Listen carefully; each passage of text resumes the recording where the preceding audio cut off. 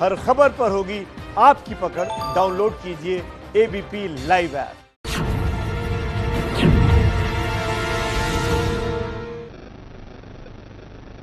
तो कैसे बचेगी दिल्ली, ये एक बहुत बड़ा सवाल है। और इस वक्त मैं अपने मोबाइल में जो देख रहा हूं वो दिल्ली के आंकड़े हैं, जो हैरान कर देने वाले आंकड़े हैं। अगर ये आंकड़े सबसे पहले मैं आपको बताऊं तो आप देखिए कि अब तक 38,958 केस केवल दिल्ली में कोरोना के आ चुके हैं। जब से कोरोना ने दस्तक दी थी उसके बाद से अब तक 38,958 केस आ चुके हैं। अगर पिछले 24 घंटे की बात करें तो 2,134 केस आ चुके हैं और यह लगातार दूसरा दिन है जब 2,000 से ज्यादा मामले 24 घंटे के अंदर रिपोर्ट किए गए हैं। 1,271 जाने अब तक कोरोना दिल्ली में ले चुका है। और अगर इसके पॉजिटिव एस्पेक्ट पे बात करें कि कितने लोग कोरोना से दिल्ली में बीमार होकर ठीक हो गए, तो वो आंकड़ा भी मैं आपको बता देता हूं। 14,945 लोग अब तक कोरोना से ठीक हो चुके हैं। अब बात करते हैं अमित शाह की बैठक पर, क्योंकि कुछ ही देर के बाद ठीक 11 बजे गृह मंत्री जो हैं देश के अमित शाह, वो एक अहम बैठक लेने वाले हैं जिसमें दिल्ली में कोरोना से कैसे निपटना है इस पर विचार मंथन किया जाएगा। इस बैठक पर हमारी पैनी नजर है। हमारे संवाददाता जो हैं वो हर जगह मौजूद हैं जहां से आपको अपडेट देना है। मैं आपको बता दूं, हमारे साथ गृह मंत्रालय से नीरज पांडे जुड़ेंगे। दिल्ली के सीएम अरविंद केजरीवाल के घर से हमारी संवाददाता अंजलि सिंह पल का अपडेट हमें देंगी। इसके अलावा दिल्ली गवर्नमेंट अस्पताल से रविकांत और दिल्ली की ओवरऑल स्थिति पर मनोज वर्मा हमारे साथ मौजूद रहेंगे।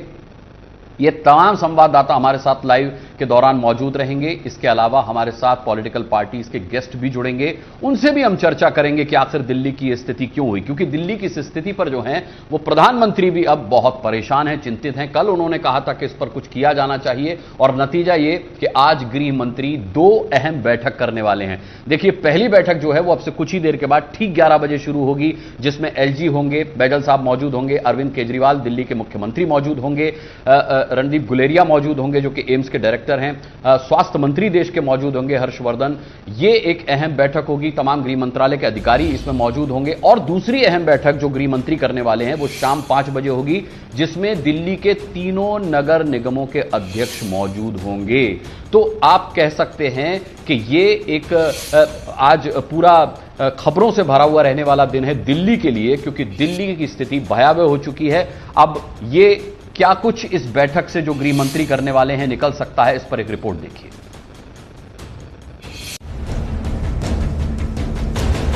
राजधानी दिल्ली कोरोना से बेहाल है। दिल्ली के स्वास्थ्य मंत्री सत्येंद्र जैन के मुताबिक आने वाले दिन दिल्ली के लिए और मुश्किल भरे हैं। अगर आज 37,000 केसेज हैं तो 37,000 केसेज आने में लगभग 3-4 महीने लगे हैं, परंतु आने वाले 14 दिन में या 13 दिन में इतने केस और आएंगे। दिल्ली में दिन ब दिन बिगड़ते हालात से प्रधानमंत्री नरेंद्र मोदी भी चिंतित हैं। इसलिए शनिवार को जब इन्होंने गृह मंत्री अमित शाह, स्वास्थ्य मंत्री हर्षवर्धन और पीएमओ के अधिकारियों के साथ बैठक की तो 2 टूक कह दिया कि दिल्ली को हर हाल में संभालना होगा। प्रधानमंत्री के निर्देश पर ही आज गृह मंत्री अमित शाह दिल्ली में कोरोना को लेकर 2 बड़ी बैठक करने वाले हैं। पहली बैठक सुबह 11 बजे होगी, जिसमें गृह मंत्री अमित शाह के साथ केंद्रीय स्वास्थ्य मंत्री डॉक्टर हर्षवर्धन, उपराज्यपाल अनिल बैजल, मुख्यमंत्री अरविंद केजरीवाल, एम्स के डायरेक्टर रणदीप गुलेरिया के साथ आपदा प्रबंधन प्राधिकरण के लोग शामिल होंगे। दूसरी मीटिंग आज शाम 5 बजे होगी। सीएम, एलजी, डॉक्टर हर्षवर्धन के अलावा तीनों नगर निगम के अध्यक्ष भी मौजूद रहेंगे। आज की मीटिंग से पहले कांग्रेस नेता जयवीर शेरगिल ने बीजेपी और आम आदमी पार्टी दोनों पर हमला बोला है। बैठक में केंद्रीय सरकार और उनकी बी टीम आम आदमी पार्टी की सरकार एक दूसरे की वाहवाही पे कम और बढ़ते हुई कोरोना वायरस की जो तबाही है उस पे रोकने पे ज्यादा तवज्जो देंगे। सत्य तो ये है, दिल्ली की जनता भाजपा की ड्रामेबाजी, लिफाफेबाजी और केजरीवाल के बहानेबाजी वाली राजनीति से तंग आ चुकी है।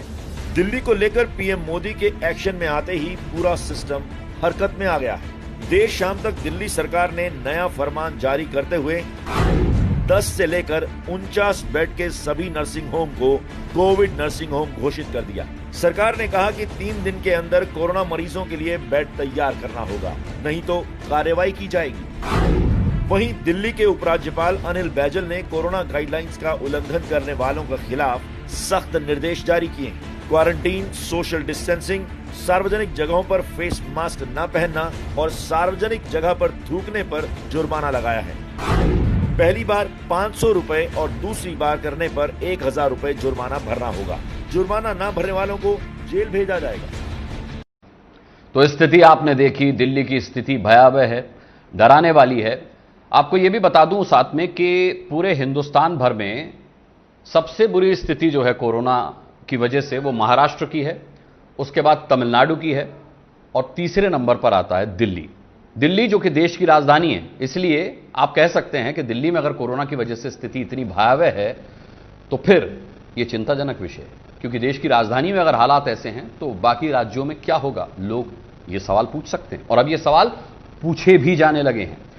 तो सवाल पूछेंगे, हमारे साथ हमारे संवाददाता भी हैं, कुछ देर में हमारे साथ पॉलिटिकल पार्टी से भी लोग जुड़ेंगे। भारतीय जनता पार्टी से हमारे साथ पॉलिटिकल गेस्ट होंगे, कांग्रेस से होंगे, हम उनसे भी सवाल करेंगे। लेकिन फिलहाल हम सीधे गृह मंत्रालय से हमारे साथ नीरज पांडे हमारे संवाददाता मौजूद हैं, उनके पास चलते हैं। नीरज, जब यह खबर आई कि गृह मंत्री जो हैं वो बैठक करने वाले हैं और ये आज 11 बजे अब से कुछ देर बाद बैठक होगी, तो मैं देख रहा हूं कि सोशल मीडिया पर जो सवाल सबसे ज्यादा पूछे जा रहे हैं इस बैठक को लेकर के वो ये हैं कि गृह मंत्रालय दिल्ली की स्थिति को लेकर इतनी देर से क्यों जागा।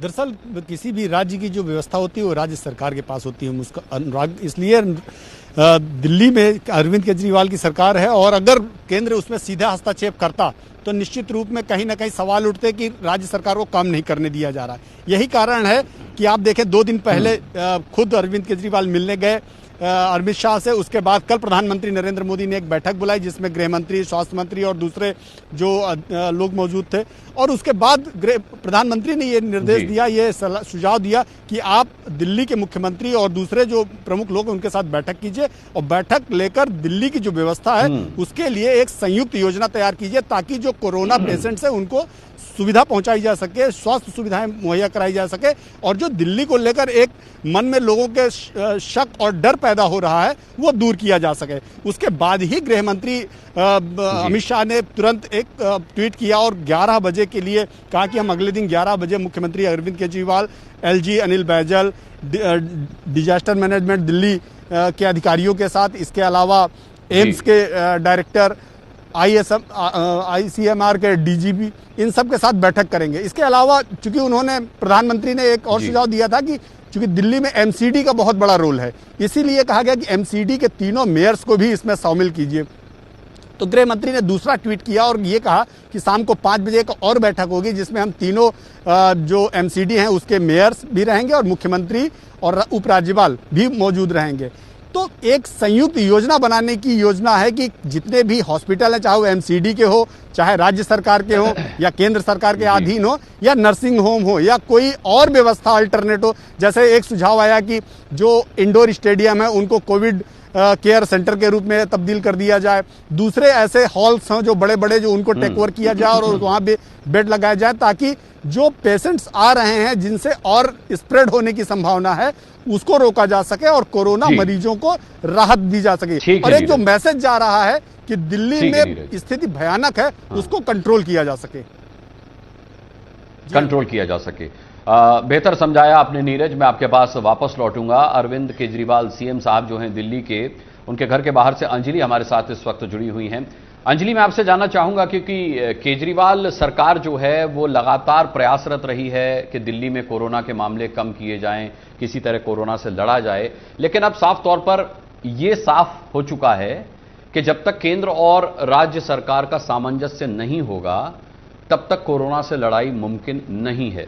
अरविंद केजरीवाल अब से कुछ देर के बाद बैठक में शामिल होने वाले हैं, क्या कुछ सुझाव हो सकते हैं उनके पास गृह मंत्री के साथ शेयर करने के लिए? जी देखिए, आपको बता दें कि अभी कुछ देर में ही मुख्यमंत्री जो हैं वो निकलने वाले हैं अपने आवास से। यहाँ पर एस्कॉर्ट की गाड़ियां तैयार हो गई हैं। करीब 10:30 बजे तक का समय बताया जा रहा है जब वो निकल सकते हैं।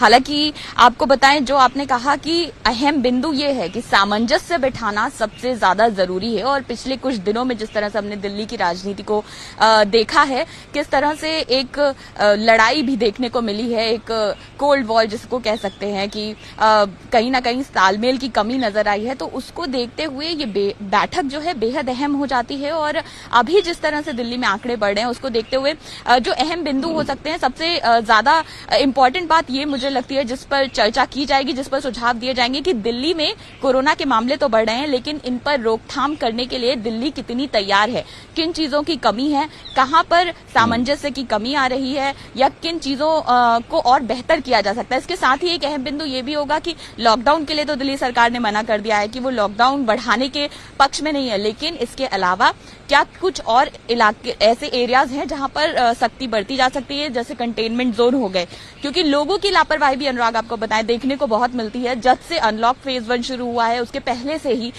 लोग जो है वो भी नियमों का सख्ती से पालन नहीं कर रहे हैं। इसको देखते हुए एक ऑर्डर भी एलजी की ओर से जारी किया गया है कि जो लोग सड़कों पर नियम उल्लंघन करते हुए पाए जाएंगे उनको सीधे फाइन लगाया जाएगा।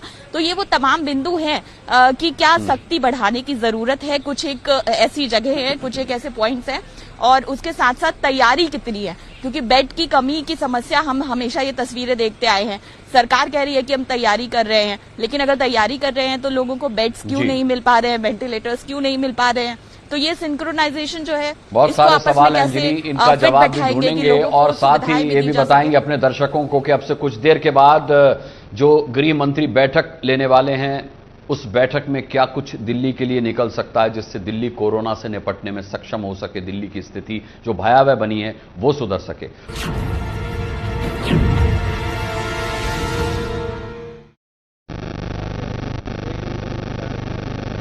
तो ब्रेक के बाद एक बार फिर आपका स्वागत है। एबीपी न्यूज आप देख रहे हैं। अमित शाह गृह मंत्री जो हैं देश के, वो अब से कुछ देर के बाद बैठक लेने वाले हैं। दिल्ली में कोरोना से स्थिति भयावह हो चुकी है और इस वजह से इसके लिए एक रोड मैप तैयार किया जाएगा। इस बैठक में आप तक शायद मेरी आवाज पहुंचने में कुछ समस्या है, सीधे स्टूडियो पर रुख करते हैं। और देखिए तमाम संवाददाता हमारे साथ बने हुए, सीधा उनका रुख करेंगे, उनसे जानकारी लेंगे कि कितनी देर में ये बैठक शुरू होगी और क्या कुछ और प्रमुख बातें हो सकती हैं। अनुराग लगातार इन बातचीत को आगे बढ़ा रहे थे, सीधा एक बार रुख करेंगे अंजलि का। अंजलि, क्या है अपडेट? जी देखिए आदर्श, अभी कुछ देर में मुख्यमंत्री यहां से निकलने वाले हैं और उसके बाद 11 बजे का समय है जब बैठक शुरू होगी। और जाहिर तौर पर दिल्ली की स्थिति जो चिंताजनक बनी हुई है उसको लेकर ये बैठक बेहद अहम मानी जा रही है, क्योंकि अब खुद केंद्र सरकार इसका संज्ञान लेकर तमाम जो दिल्ली के इस समय कहे जा सकते हैं रहनुमा हैं, जिनके कंधों पर यह जिम्मेदारी है कि वो दिल्ली की स्थिति को बेहतर बनाएं, उन लोगों के साथ मीटिंग कर रहे हैं। और कहीं ना मुख्यमंत्री अरविंद केजरीवाल पहले भी एक बार अभी कुछ दिन पहले ही गृह मंत्री से मिलकर आ चुके हैं, दिल्ली की स्थिति की जानकारी उन्होंने दी और उसके बाद गृह मंत्री अमित शाह ने उन्हें कहा भी कि कोऑपरेशन पूरा मिलेगा दिल्ली सरकार को। तो अब आज देखना होगा कि इस बैठक से निकलकर क्या आता है, लेकिन जिस तरह से आंकड़े बढ़ते जा रहे हैं वो देखते हुए चिंताजनक स्थिति जरूर है, क्योंकि अनलॉक के बाद से ये माना जा रहा था कि अनलॉक के बाद आंकड़े बढ़ेंगे, लेकिन इतनी तेजी से बढ़ेंगे और उसके बाद अव्यवस्था की जो तस्वीरें आ रही हैं वो भी चिंताजनक है। तो वो बिल्कुल चिंताजनक है। अंजलि, आप रहे हमारे साथ कि आज विचार किया जाएगा और समीक्षा की जाएगी। मैं आऊंगा अंजलि आपके पास। मनोज वर्मा भी जुड़े हुए हमारे साथ। मनोज, प्राइवेट अस्पतालों पर भी नकेल कसी जा सकती है। आज जिस तरह से प्राइवेट अस्पतालों को लेकर कई तरह की खबरें आती रही, खास करके मरीजों के साथ उनको भर्ती करने को लेकर, टेस्ट करने को लेकर, उस पर भी कुछ बातचीत हो सकती है गंभीर तौर पर? जी बिल्कुल, देखिए प्राइवेट हॉस्पिटल्स को लेकर भी जो चर्चा है वो हो सकती है बिल्कुल, क्योंकि प्राइवेट हॉस्पिटल्स ने अपनी एक जो रेट लिस्ट जारी कर दी है उसके बाद आम आदमी के लिए बहुत मुश्किल हो गया है प्राइवेट हॉस्पिटल के अंदर इलाज करवाना। जिस तरीके से मैक्स हॉस्पिटल की जो रेट लिस्ट जारी हुई थी, जिसमें सिर्फ नॉर्मल जो रूम था उसका किराया ही एक दिन का 25,000 रुपये बताया जा रहा था, और अगर आईसीयू में 14 दिन के लिए किसी को एडमिट कराया जाता है तो 10 लाख रुपए से ज्यादा देने होंगे। तो एक आम आदमी किस तरीके से प्राइवेट हॉस्पिटल के अंदर इलाज करवाएगा, ये भी एक गंभीर विषय बना हुआ है, क्योंकि सरकारी अस्पतालों की तस्वीरें लगातार सामने आती रही हैं, एलएनजेपी की तस्वीरें सामने आती रही हैं और लगातार ये गंभीर आरोप लगते रहे हैं सरकारी अस्पतालों पर कि वहां पर इलाज ठीक से नहीं हो पा रहा है। और अब प्राइवेट अस्पतालों की मनमानी सामने आ रही है कि वो जो पैसा है वो ज्यादा वसूल रहे हैं। तो कहीं ना कहीं चर्चा का विषय प्राइवेट हॉस्पिटल भी इस बैठक के अंदर हो सकते हैं। जी मनोज, बहुत अहम बात आप कह रहे हैं, आप रहे हैं हमारे साथ। और देखिए, प्राइवेट अस्पताल के बाहर से मनोज वर्मा मौजूद थे, पूरी जानकारी दे रहे थे। अरविंद केजरीवाल के घर के बाहर से अंजलि हमको पूरी जानकारी दे रही है। और रुक करेंगे रविकांत का भी, उनसे भी जानेंगे सरकारी अस्पतालों को लेकर क्या कुछ बातचीत हो सकती है और क्या व्यवस्था और बढ़ाने की जरूरत है। इन तमाम चीजों पर बात होगी। एक छोटे से ब्रेक के लिए रुक रहे हैं, तुरंत लौट कर आते हैं।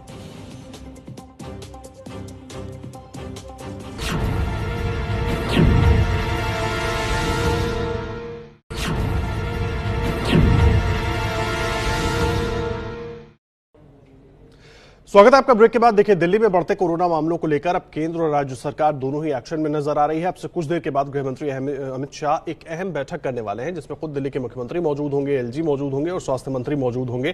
किस तरह से व्यवस्था को चुस्त दुरुस्त किया जाए ताकि मामलों को बढ़ने से रोका जा सके।